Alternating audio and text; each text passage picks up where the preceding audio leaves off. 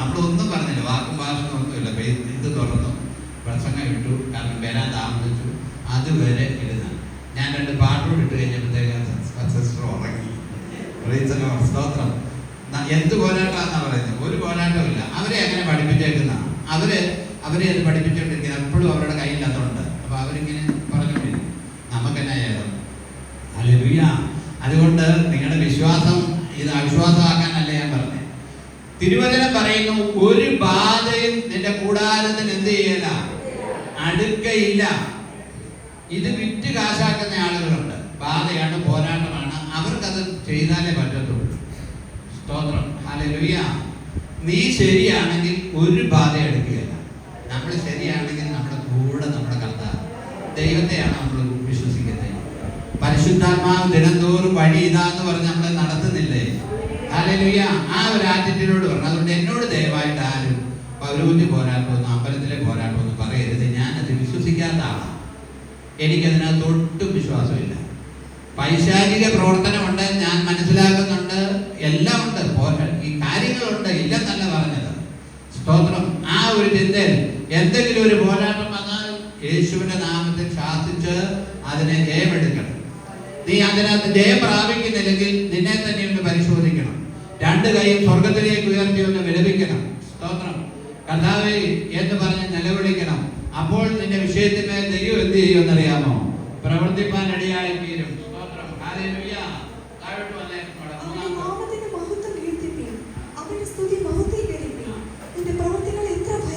ആരുടെ പ്രവൃത്തിയാണ്?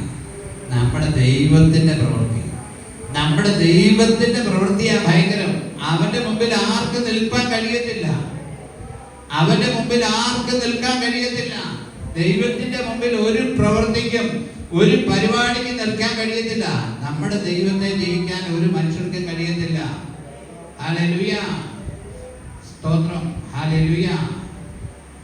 ഞാൻ ആ സ്ത്രീ അവരവിടെ ഇരുന്നപ്പോൾ ഞാൻ നരകത്തെ കുറിച്ചുള്ളൊരു ഇതിട്ടായിരുന്നു. അപ്പോൾ ഒരുത്തൻ പ്രസംഗിക്കുക എന്താണെന്ന് അറിയത്തില്ല. സ്തോത്രം. ഒരു ഗ്രഹമുണ്ട് നമ്മുടെ ബുധന, ഏതോ ഒരു ഗ്രഹമുണ്ട്, നരകത്തെക്കാൾ വലിയ തീയാന്നാണ് പറയുന്നത്. അപ്പൊ അദ്ദേഹം ശാസ്ത്രജ്ഞന്മാർ പറയുകയാണ്, ഇതാണോ ഇനി നരകമെന്ന് നമ്മുടെ കാര്യ അഭിപ്രായം പറയാം. അപ്പൊ ഇവരേതായാലും അവരൊന്ന് കേൾക്കട്ടെന്ന് ഓർത്തു. നരകമുണ്ടെന്നും സ്വർഗമുണ്ടെന്നും ഒക്കെ ഉള്ളത്. സ്തോത്രം. ഹല്ലേലൂയ. നമ്മുടെ ദൈവത്തെ കുറിച്ച് മനസ്സിലാക്കിയാൽ, നമ്മൾ അറിയേണ്ടി പോലെ എന്ന് അറിഞ്ഞാൽ, ഇയ്യോബിനോട് ദൈവം ചിലത് പറഞ്ഞപ്പോൾ ഇയ്യോബ് പറഞ്ഞ എന്നെ ഞാൻ കൈകൊണ്ട് വായി പൊത്തുന്നെന്ന്. ഹല്ലേലൂയ. നമ്മുടെ ഒരു വെളച്ചിലും ദൈവത്തിന്റെ അടുക്കൽ ഇറക്കരുത് കേട്ടോ. പെന്തക്കോസുകാരുടെ വെളച്ചിലൊന്നും ദൈവത്തിന്റെ അടുക്കൽ ഇറക്കരുത്. നിന്റെ അഭ്യാസം ഒന്നും ദൈവത്തിന്റെ കയ്യിൽ ഇറക്കരുത്. നമ്മുടെ കയ്യില് സ്തോത്രം നേരെ വാ, നേരെ പോകുന്നു മതി. അതിനകത്ത് സ്തോത്രം ചിലര് ദൈവത്തെ അങ്ങ് പഠിപ്പിക്കുക. ചിലരുടെ ചിന്ത അവരുടെ കയ്യിൽ ആ ദൈവത്തിന്റെ കാര്യം റിമോട്ട് ഇരിക്കുന്നെന്നാ. ഒരിക്കലും അല്ല പ്രിയമുള്ളവരെ. രക്ഷിക്കപ്പെട്ട് ദൈവം നിൽക്കുന്ന ദൈവമക്കൾക്ക് നമുക്കൊരു അധികാരം ദൈവം തന്നിട്ടുണ്ട്. ആ അധികാരത്തിന് കീഴിൽ നിൽക്കണം. നീ ആരുടെയും പോയി മുമ്പിൽ മുട്ടുകുത്തേണ്ട കാര്യമില്ല. നീ അധികാരത്തിൽ നിൽക്കണം. ഹല്ലേലൂയ. കഴിഞ്ഞ ദിവസം എൻ്റെ അടുക്കൽ ഒരു പ്രശ്നം വന്നു. കഴിഞ്ഞ ദിവസം നമ്മുടെ ഒരു പാസ്റ്റർ ഒരു പ്രായമുള്ള അച്ഛൻ്റെ തലയിൽ കൈവച്ച് പ്രാർത്ഥിച്ചു. അച്ഛൻ ചൂടായി. ആ പ്രായമുള്ളൊരു 10-80 വയസ്സ് കഴിഞ്ഞ് നമ്മുടെ ഈ സഭയിൽ വന്നിട്ടുള്ളൊരു അച്ഛനാണ്. അവർ സ്നാനപ്പെട്ടാന്ന് പറയുന്നു, മാന്യന്മാരൊക്കെ സ്നാനപ്പെട്ടൊക്കെയാണ്. പക്ഷേ ഈ പാസ്റ്റർ 80-85 വയസ്സുള്ള അച്ഛൻ്റെ കയ്യിലോട്ട് തലയിൽ കൈവച്ച് പ്രാർത്ഥിച്ച ഒരു ശാസനം ഒരു കുട്ടിക്കും. അപ്പച്ചൻ മിടുക്കനാണ്. ഞാൻ അപ്പച്ചൻ ചോദിച്ചു, എൻ്റെ അനുവാദമില്ലാതെ എൻ്റെ തലയിൽ കൈവച്ച് വെറുതെ കയറി ആളുകളുടെ തലയിൽ കൈവെക്കരുത് കേട്ടോ. ചിലര് പാസ്റ്റർമാരുടെ, ഞാൻ എൻ്റെ കൂട്ടുപാസ്റ്റർമാരുടെ ചിലര് വന്ന് പ്രാർത്ഥിക്കാൻ പറഞ്ഞാലേ അവരുടെ തലയിൽ കൈവെക്കത്തുള്ളൂ. എന്നെക്കാളി പ്രായമുള്ള ദൈവദാസന്മാർ പ്രാർത്ഥിക്കാൻ ഞാൻ തോടലേ കൈവെക്കത്തുള്ളൂ. സ്തോത്രം. ഹല്ലേലൂയ. ഞാൻ പറഞ്ഞത് അപ്പച്ചൻ ചോദിച്ചു, എൻ്റെ തലയിൽ എൻ്റെ പെർമിഷൻ ഇല്ലാതെ ഒരാളുടെ ശരീരത്തെ തൊടണമെങ്കിൽ പെർമിഷൻ ഇല്ലാതെ തൊടാൻ പറ്റത്തില്ല. പെർമിഷൻ ഇല്ലാതെ തൊടത്തില്ല ഇവരെയുള്ളവര്. ഞാൻ ഇന്നാളി പറഞ്ഞല്ലോ, അമേരിക്ക ഞങ്ങൾ കഴിഞ്ഞ പ്രാവശ്യം പോയപ്പോൾ എൻ്റെ ഏതോ ഗിങ്കി അടിക്കുക. അവരെ സെക്യൂരിറ്റി ഇവരെയൊക്കെ ഇറക്കി, എന്നെ വിട്ടില്ല. അവസാനമായിട്ട് എന്നോട് ചോദിച്ചാൽ ദേഹത്ത് തൊട്ടോട്ടെ. ഇദ്ദേഹം ദേഹത്ത് തൊട്ടോട്ടെ നീ സായിപ്പ് ചോദിച്ചപ്പോൾ എനിക്ക് 1-2 പ്രാവശ്യം പറഞ്ഞിട്ട് അത് എന്താണെന്ന് മനസ്സിലായില്ല. എനിക്ക് മനസ്സിലാകുന്നിടം വരെ അദ്ദേഹം എന്നോട് ചോദിച്ചു, ശരീരത്തിൽ തൊട്ടോട്ടെ എന്ന്, ഇങ്ങനെ ഇങ്ങനെ കൈ വെച്ച് തപ്പിക്കോട്ടെ. ഞാൻ പെർമിഷൻ കൊടുത്ത പിന്നെയാണ് അമേരിക്കയിലെ സെക്യൂരിറ്റി വിഭാഗം എൻ്റെ ദേഹത്ത് തൊട്ടത്. അദ്ദേഹം ചോദിച്ചു, ഞാൻ കാരണം നമ്മൾ തിരുവനാതിയെന്നറിയാം, എന്നാലും തീവ്രവാദിയൊന്നും അല്ല, എന്നാലും അവർ വിളിച്ച് ദേഹത്ത് തൊട്ടോട്ടെ എന്ന്. അപ്പം മൊത്തം അവർ തൊട്ടു. നമ്മുടെ ശരീരം ആണായാലും പെണ്ണായാലും വേറെ ആൾക്കാരുടെ അനുവാദമില്ലാതെ ദേഹത്ത് തൊടരുത്. സ്തോത്രം, ഹല്ലേലൂയ. എനിക്കിപ്പോൾ മർമ്മം മനസ്സിലായോ? 85 വയസ്സുള്ള അപ്പച്ചൻ്റെ തലയിൽ കൈ വെച്ച് അപ്പച്ചൻ വയലൻ്റായി. അവസാനം ചെന്നാൽ അവർ പറഞ്ഞു, ഇനി മേരി വരികയാണ്. അതാണ് സ്തോത്രം. ശ്രദ്ധിക്കണം, എന്തോ കൃപ ജ്വലിപ്പിക്കാനാണ്. ചുമ്മാതെ കയറി നിന്ന് ഓരോ ഇതാകുക. സ്തോത്രം, ഹല്ലേലൂയ. ഇനി അവർ പറയുക, പാസ്റ്റർ എന്നെ ഒന്ന്, ചിലർ എന്നോട് പറയാറുണ്ട്, പാസ്റ്റർ എൻ്റെ തലയിലൊന്ന് കൈവച്ച് പ്രാർത്ഥിക്കും, എൻ്റെ തലയിലൊന്ന് കൈവച്ച്. ചിലര് ഞാൻ ചിലടത്ത് ചെല്ലുമ്പോൾ കണ്ടിട്ടുണ്ട്, അവരുടെ കൈയെടുത്ത് അവരുടെ തലയിലോട്ട് വെക്കുന്നത്, നമ്മുടെ കൈയെടുത്ത് അവരുടെ തലയിലോട്ട് വെക്കുന്ന അനുഭവം. സ്തോത്രം. ശ്രദ്ധിച്ചേ, ദൈവത്തിൽ വിശ്വസിക്കണം കേട്ടോ, ദൈവത്തിൽ വിശ്വസിക്കണം. നമ്മൾ ആവശ്യമില്ലാത്ത, അതുപോലെ നമ്മൾ ഏതെങ്കിലും വീട്ടിൽ ചെന്നാൽ പ്രാർത്ഥിച്ചോട്ടെ എന്ന് ചോദിക്കാതെ പ്രാർത്ഥിക്കരുത്. ഞാൻ ചെന്ന ചില വീടുകളിൽ ഇറങ്ങിയ ആളുകൾ പോയിട്ടുണ്ട് പ്രാർത്ഥിക്കാതിരിക്കാൻ വേണ്ടി. അവള് ചാടി ഇറങ്ങിയപ്പോൾ ഞാനും ഇറങ്ങി. എന്നിട്ട് പുള്ളി നേരിട്ട് എന്നോട് പറഞ്ഞു, നിങ്ങൾക്കൊരു സ്വഭാവമുണ്ട് ഞങ്ങളുടെയൊക്കെ വീടുകളിൽ കയറി പ്രാർത്ഥിക്കുക എന്നുള്ളത്, ഞങ്ങൾ പറയാതെ, അതുകൊണ്ടാണ് പുറത്തിറങ്ങിയത്. ഞാൻ പറഞ്ഞു, ഞങ്ങളോട് പറയാതെ ഞങ്ങൾ പ്രാർത്ഥിക്കത്തില്ല. പക്ഷെ അവരിപ്പോൾ നമ്മുടെ വിശ്വാസത്തിലുണ്ട്, നമ്മുടെ സെൻറ്ററിലുണ്ട്. സ്തോത്രം. അന്ന് ഇറങ്ങിപ്പോയെങ്കിൽ നമ്മൾ ബുദ്ധിപരമായിട്ട് നിന്നതുകൊണ്ട് ഇന്ന് അവർ നമ്മുടെ സെൻറ്ററിലെ ആക്റ്റീവ് ഒരു മെമ്പറാ, കായനാട് സഭയിലെ ആക്റ്റീവ് ഒരു മെമ്പറാ. സ്തോത്രം, ഹല്ലേലൂയ. നമ്മളോട് പറഞ്ഞ പരസ്യവും നടത്തുന്നവരോട് എനിക്ക് അർപ്പിക്കാനുള്ളത്, ഞങ്ങൾ പ്രാർത്ഥിക്കട്ടെ എന്ന് ചോദിക്കണം, അല്ലാതെ പ്രാർത്ഥിക്കരുത്. ഹല്ലേലൂയ. നിന്റെ മുത്തിനെ എന്ത് ചെയ്തെന്നാണ് പന്നികളുടെ മക്കൾ, അവർക്കത് ഇഷ്ടമല്ല, അവർ കിടന്ന് കൊണ്ടിട്ടിരിക്കുക. ഓരോരുത്തർ പ്രാർത്ഥിക്കുന്ന എല്ലാം യൂട്യൂബിൽ നമുക്ക് ഇട്ട് തരികയല്ലേ ആളുകൾ. ശ്രദ്ധിക്കണേ. സ്തോത്രം. ആരുടെ ആത്മീയം കെടുത്താനല്ല ഞാൻ പറഞ്ഞു. നമുക്ക് പ്രാർത്ഥിക്കാം, അവർക്ക് വേണ്ടി പ്രാർത്ഥിക്കാം. സ്തോത്രം, ഹല്ലേലൂയ. ആവശ്യപ്പെടുന്നവർക്ക് വേണ്ടി പ്രാർത്ഥിക്കാം. അല്ലെ ഞങ്ങളൊന്ന് പ്രാർത്ഥിക്കട്ടെ എന്ന് ചോദിക്കാം. നമ്മുടെ ദൈവം ആരാണ്? പ്രവൃത്തിയിൽ എത്ര ഭയങ്കരനാണ്. 9-ാം വാക്യം. ആരാ നമ്മളെ കാത്തത്? നമ്മുടെ ദൈവം. അവൻ നമ്മെ ജീവനോടെ കാത്തു. അവൻ നമ്മെ ജീവനും. എത്രയോ ആളുകൾക്കാണ് പ്രയാസം. നിങ്ങൾ വിശേഷിച്ച് പ്രാർത്ഥിക്കണേ. നമ്മുടെ കോളിൻസിന്റെ മമ്മി ക്യാൻസർ എന്ന ലങ്സ് സ്പ്രെഡ് ചെയ്തു, ലിവറെ സ്പ്രെഡ് ചെയ്തു, യൂട്രസ് സ്പ്രെഡ് ചെയ്തു. ഇനിയും ഒന്നും ചെയ്യാൻ പറ്റിയപ്പോൾ കീമോ ഇന്ന് എനിക്ക് സങ്കടം വന്നിരിക്കും. നല്ലപോലെ കർത്താവിന് വേണ്ടി പോരാടുന്ന ഒരു സ്ത്രീയാണ്. നമുക്കറിയാൻ കഴിഞ്ഞ ആഗസ്റ്റ് 15 എന്നോട് സമയം ചോദിച്ച് നമ്മുടെ പാലക്കാടിലെ മീറ്റിങ്ങിൽ അവർ പ്രസംഗിച്ചു, വീട് ചെയ്തു. അത് സ്പ്രെഡ് ചെയ്തുകൊണ്ടിരിക്കുക. ഇനി അതൊക്കെ സ്പ്രെഡ് ചെയ്യും. ഇനിയിപ്പോൾ കീമോ ചെയ്ത പേര് ഞാൻ ഓപ്പറേഷൻ ചെയ്യരുതെന്ന് പറഞ്ഞു. ദൈവത്തിന് വേണ്ടി ശക്തമായി നിൽക്കുന്നവരാണ്. വേദന കൊടുക്കാതിരിക്കാനാണ് പ്രാർത്ഥിക്കുക. ദൈവത്തിന് വേണ്ടി നല്ലൊരു കുടുംബം, മാതൃകയുള്ള കുടുംബം. എനിക്ക് ആ കുടുംബത്തെ, വി പി ജോസിനെ കുടുംബത്തെ, കോളിൻസിനെയും ജോവലിനെയും ഒക്കെ ഭയങ്കര ഇഷ്ടമാണ്. കുഞ്ഞുങ്ങളെ ദൈവത്തിന് വേണ്ടി നിൽക്കുന്ന കുടുംബം. അപ്പോൾ ഒരു ശോധനയെ കൂടെ പോവുക, പ്രാർത്ഥിക്കണം കേട്ടോ. സ്തോത്രം, ഹല്ലേലൂയ. 9-ാമത്തെ വാക്യത്തിലേക്ക് വന്നേ. അവൻ നമ്മെ ജീവനോടെ എന്ത് ചെയ്യുന്നു? കാക്കുന്നു. നമ്മുടെ ജീവനോടെ കാക്കുന്നവൻ അവനാണ്. നമ്മുടെ ജീവനോടെ കാക്കുന്നു. നമ്മുടെ കാൽ വഴുതാൻ അവൻ സമ്മതിക്കുക. നമ്മൾ ശരിയാണ്, അവൻ കാൽ വഴുതാൻ സമ്മതിക്കത്തില്ല. പക്ഷെ താഴോട്ട് വായിക്കുമ്പോൾ ചില കാര്യങ്ങൾ എഴുതിയിട്ടുണ്ട്.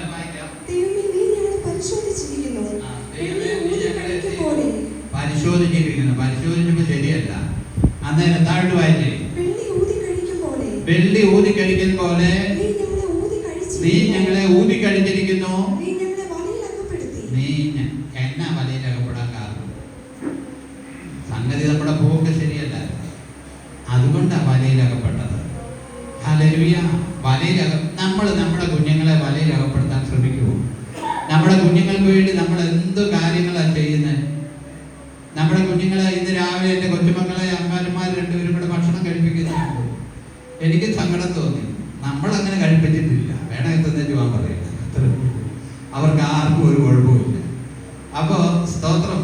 അങ്ങനെ നമ്മുടെ കുഞ്ഞുങ്ങൾക്ക് വേണ്ടി നമ്മൾ കരുതുന്നെങ്കിൽ സ്വർഗസ്ഥനായ ദൈവം നമുക്ക് വേണ്ടിയുള്ള കരുതല് കുഞ്ഞുങ്ങളെ വളർത്തുന്ന അമ്മമാരോട് പറയട്ടെ, നിങ്ങൾ കുഞ്ഞുങ്ങൾക്ക് വേണ്ടി എന്തോ ഒരു കെയർ ചെയ്യുന്നു, അതിനേക്കാൾ ഉപരിയായി നമ്മുടെ കർത്താവ് നമ്മളെ കെയർ ചെയ്യുന്നുണ്ട്. നമ്മുടെ കർത്താവ് നമ്മെ സൂക്ഷിക്കുന്നുണ്ട്. വലയിൽ അകപ്പെടുത്താൻ അവൻ ഒരിക്കലും ആഗ്രഹിക്കുന്നില്ല. വലയിൽ അകപ്പെടാൻ കാരണം എന്താണ്? നമ്മുടെ കാര്യങ്ങൾ ശരിയല്ലാത്തത് കൊണ്ടാണ് വലയിൽ അകപ്പെടുന്നത്. സ്തോത്രം, ഹല്ലേലൂയ. താഴോട്ട് വായിച്ച്. മുതുകത്ത് വലിയൊരു ഭാരം ഇരിക്കുകയായി. ചിലർക്ക് എപ്പോഴും ഭാരമാണ്. ചിലർക്ക് എന്നാ ഉണ്ടെങ്കിലും ഒരു ഭാരമില്ല, സുഖമായിട്ട് ഞാൻ കിടന്നുറങ്ങും. ചിലർക്ക് എല്ലാം ഭാരമാണ്. ആവശ്യമില്ലാത്തതെല്ലാം ഭാരമായിട്ട് ചിന്തിക്കരുത് കേട്ടോ. എനിക്കും പ്രഷറുണ്ട്, പലർക്കും പ്രഷറുണ്ട്. സത്യത്തിൽ പല ചിന്തകൾ നമുക്ക് ഇനി വരുമ്പോഴത്തേക്കായി പ്രഷറാണ്. നമ്മുടെ ഭാരം യഹോവയുടെ മേൽ വെച്ചു കൊടുക്കുക. ഹല്ലേലൂയ. നമ്മുടെ സിസ്റ്റർക്ക് ട്രാൻസ്ഫർ ഇങ്ങോട്ട് വരാൻ ആഗ്രഹിച്ചുകൊണ്ടിരിക്കുക. ഭാരപ്പെടേണ്ട, ദൈവം തക്ക സമയത്ത് പ്രവർത്തിക്കും. നമ്മൾ ഭാരപ്പെട്ടുകൊണ്ടിരുന്നിട്ട് വല്ല കാര്യമുണ്ടോ? ഭാരപ്പെട്ടാൽ നമുക്ക് ഉറക്കമില്ല. ദൈവത്തിൻ്റെ സമയത്ത് ദൈവം എല്ലാം ഭംഗിയായിട്ട് ചെയ്യും. ദൈവത്തിൻ്റെ സമയത്ത് ദൈവം എല്ലാം ഭംഗിയായി ചെയ്യും. നമ്മുടെ കുഞ്ഞുങ്ങൾ രക്ഷിക്കപ്പെടാത്തവരോട്, നമ്മുടെ ബിന്ദുവിൻ്റെ പിള്ളേർ അവർക്ക് വരണമെന്നൊക്കെ ഉണ്ട്. പക്ഷെ അതിൻ്റെ സമയത്ത് ബിന്ദു പ്രാർത്ഥിച്ചുകൊണ്ടിരിക്കുക. അതിനുവേണ്ടി സ്തോത്രം തൻ്റെ സമയത്ത് വരും. നമ്മൾ ഒത്തിരി മതിലൊടിക്കണ്ട. നമ്മുടെ നല്ല നടപ്പ് കണ്ട് അവരെന്ത് ചെയ്യാൻ ഇടയാകും? ചേർന്ന് വരാൻ ഇടയാകും. എവിടെ എഴുതിയിരിക്കുകയാണ്? താഴോട്ട് വായിച്ച്.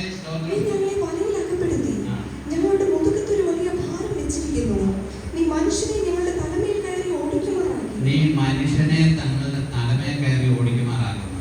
ഇത് നമ്മൾ നോക്കൂ. ഇതന്നെ ഇങ്ങനെ ശത്രുവിൻ്റെ പിടിയില്ല, അടിമത്തത്തിലേക്ക് പോകുന്ന അനുഭവമാണ്.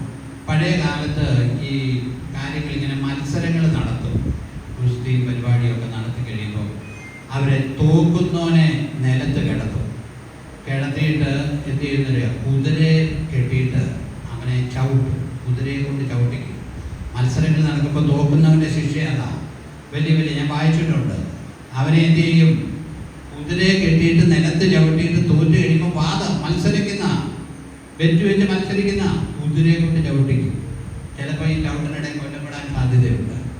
അങ്ങനെയുള്ള പശ്ചാത്തലം അറിയാവുന്ന സങ്കീർത്തനക്കാരനാണ് ആത്മാവിൽ അത് എഴുതാൻ കാരണം. നീ ഞങ്ങളുടെ തലമേൽ കയറി ഓടിക്കുമാറാക്കി. അങ്ങനെ എഴുതിയിരിക്കുന്നത്. ഞങ്ങളുടെ തലമേൽ കയറി ഓടിക്കുമാറാക്കി. തലമേൽ കയറി ഓടിക്കുമാറാക്കി. സ്തോത്രം. ഇങ്ങനെ ദൈവത്തിൻ്റെ പൈതലെ ദൈവത്തിന് ആഗ്രഹമുണ്ടോ? ഒരിക്കലുമില്ല. ദൈവത്തിൻ്റെ പൈതങ്ങളെ അങ്ങനെ കയറ്റി ഓടിക്കണമെന്ന് ദൈവത്തിന് പ്ലാനില്ല. പക്ഷെ പിന്നെ പറയാണ്, താഴോട്ട് വായിച്ച്. ചിലപ്പോൾ ഇതിലൊക്കെ കടക്കേണ്ടി വരുമെന്ന്. തീയിലും വെള്ളത്തിലും കൂടെ ഒക്കെ നമ്മൾ കടക്കേണ്ടി വരും. എല്ലാം അനുകൂലമല്ല. എല്ലാ അപ്പോസ്തലന്മാരുടെ കാര്യം നിങ്ങൾ ചിന്തിച്ചു നോക്കിയിരിക്കും. ഏതെങ്കിലും ഒരു അപ്പോസ്തലൻ ദൈവമക്കളെ സ്തോത്രം ഹല്ലേലൂയ തീയിലും വെള്ളത്തിൽ കൂടെ ശോധനയിൽ കൂടെ കടക്കാത്തവരുണ്ടോ? ഇല്ല. ദൈവമക്കൾ ചിലപ്പോൾ കടക്കേണ്ടി വരും. അത് കുറച്ച് നേരത്തേക്കേ ഉള്ളൂ. ഒരു ചെറിയ ബ്രാക്കറ്റ് പീരീഡ്. അത് കഴിയുമ്പോൾ അത് മാറും. സ്തോത്രം ഹല്ലേലൂയ. വായിച്ച് താഴോട്ട്. നമ്മളങ്ങനെ വേണ്ടി സ്തോത്രം ചെയ്യും. എങ്കിലും നീ ഞങ്ങളെ സമൃദ്ധിയിലേക്ക് എന്ത് ചെയ്തിരിക്കുന്നു? കൊണ്ടുവന്നിരിക്കുന്നു. സമൃദ്ധി പ്രോസ്പെരിറ്റി അല്ല കേട്ടോ. സമൃദ്ധി ഇല്ലാതെ ഒരു കാര്യവും നടക്കത്തില്ല. സമൃദ്ധി ഇല്ലാതെ ഒരു കാര്യവും നടക്കത്തില്ല. സ്തോത്രം ഹല്ലേലൂയ. സമൃദ്ധിയില്ലാതെ നമ്മൾ എന്തോ ചെയ്യും? ഞാൻ ഇറങ്ങിയ കാലത്ത് ബൈബിൾ ക്ലാസ് എടുക്കാൻ മണ്ണത്തൂർ പോകുമായിരുന്നു. കുറ്റപ്പുറത്ത് അവരാത്ത ക്ലാസ്സിനെടുക്കും. മണ്ണത്തൂർ അവിടെ പോയി ക്ലാസ് ഒക്കെ എടുക്കാൻ പോകും. ഒരു ബുധനാഴ്ച ദിവസം അവിടെ പോകുന്നത്. അദ്ദേഹം എനിക്ക് 10 രൂപ തരും. ഇന്ത്യൻ റുപ്പി 10 രൂപ. 10 10 രൂപ തരും. ആ 10 രൂപ കിട്ടുന്ന എനിക്ക് എന്തോ ഒരു ആശ്വാസമാണ്. അന്ന് പെട്രോളിന് 12 രൂപയുള്ള ലിറ്റർ. അപ്പോൾ 1 ലിറ്റർ പെട്രോള് ഇതിനകത്ത് അടിക്കാൻ പോകാം. അന്ന് നമ്മൾ ആഗ്രഹിച്ച് പോയിട്ടുണ്ട്. പക്ഷേ ഇന്ന് അങ്ങനെ ഒരു ആഗ്രഹമില്ല. നമ്മൾ ചെല്ലുന്നിടത്തൊക്കെ എന്തെങ്കിലും കൊടുത്തിട്ട് പോരുക ചെയ്യുന്നത്. ഇന്നലെ ചെന്നിടത്തൊരുത്തിന് ഒരു സഹായമായിട്ട് ആത്മഹത്യ ചെയ്യാൻ നടന്നവരാണ്. നമ്മുടെ സഭയിൽ മൈക്കിൻ്റെ ശബ്ദം കേട്ട് കയറി വന്നതാണ്. സ്തോത്രം. ഞാൻ പറയട്ടെ, ഒരു കാലത്ത് നമുക്ക് തീയും വെള്ളമൊക്കെ ഉണ്ടായിരുന്നു, ശോധനയും പ്രയാസവും ഉണ്ടായിരുന്നു. പക്ഷേ അത് മാറും. ഹല്ലേലൂയ. കടഭാരമൊക്കെ ഇരിക്കുമ്പോൾ അത് മാറുമ്പോൾ നമുക്ക് സന്തോഷമുണ്ട്. നമ്മുടെ ജോർജ് വേറിൻ്റെ ഒക്കെ കടത്തിലിരിക്കുമ്പോൾ വിഷമം ഉണ്ടായിരുന്നു. സ്തോത്രം. ഹല്ലേലൂയ. ഇത് എപ്പോഴും ഉണ്ടാകത്തില്ലെന്നേ, അത് കുറെ കഴിയുമ്പോൾ മാറും. കടമുള്ള എല്ലാവരും ഒന്ന് മനസ്സിലാക്കുക, വിശ്വാസത്താൽ മനസ്സിലാക്കുക, അത് മാറും. നീ മരിക്കുമ്പോൾ കടമില്ലാത്തവനായി മരിക്കും. അങ്ങനെ ഒരു ചിന്തയിലേക്ക് വന്നേ. സ്തോത്രം. ഹല്ലേലൂയ. ഈ വാചനമൊക്കെ ഒന്ന് ഏറ്റെടുക്കണേ. എങ്കിലും നീ ഞങ്ങളെ സമൃദ്ധിയിലേക്ക് എന്ത് ചെയ്തിരിക്കുന്നു? കൊണ്ടുവന്നിരിക്കുന്നു. സ്തോത്രം. ഹല്ലേലൂയ. 16-ാമത്തെ വാക്യം. ഇടയ്ക്കിടയ്ക്ക് പറയണം. ഇതേ സഭയിൽ എഴുന്നേറ്റെന്നല്ല പറയേണ്ടത്, മറ്റുള്ളവരെ ഒതുങ്ങി കിട്ടുന്നവരോട് പറയണം. അവൻ എങ്കിലും അവന്റെ സകല ഭക്തന്മാരുമായിട്ടവരെ കേൾപ്പി, എന്റെ പ്രാണന് വേണ്ടി ചെയ്തത് ഞാൻ വിവരിക്കാമെന്ന്.